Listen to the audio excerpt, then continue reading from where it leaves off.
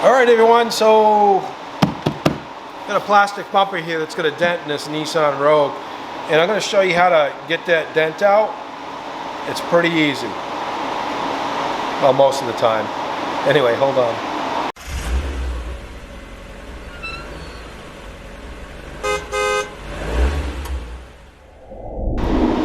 So here's the dent we got to remove today in this Nissan Rogue in the plastic bumper, and I'm going to show you how to do it right now.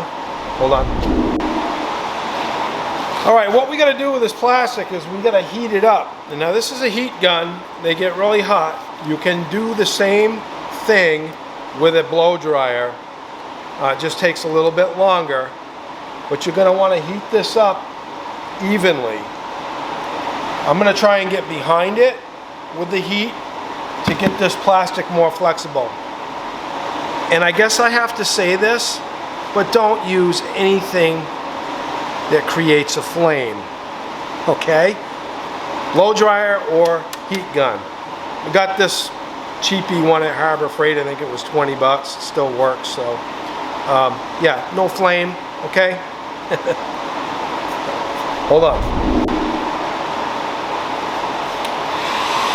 All right, I'm gonna put heat behind this bumper, get it up in there.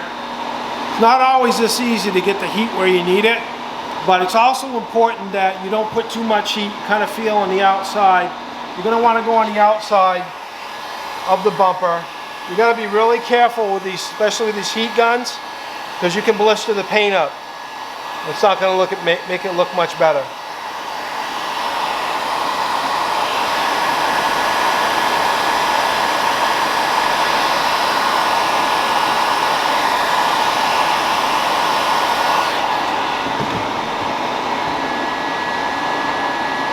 All right, let's see what we can do with that.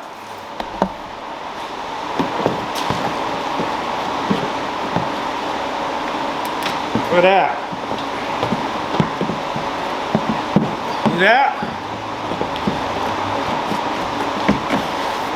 Ta-da! Doesn't look perfect, but it looks a heck of a lot better, don't you think? So anyway, exercise caution. Do not use anything that creates a flame to get this hot. I don't feel like I should need to say that, but I'm throwing it out there. Use common sense anytime you approach something like this. Anyway, until next time, like and subscribe. I hope this has helped you out. Have a good day.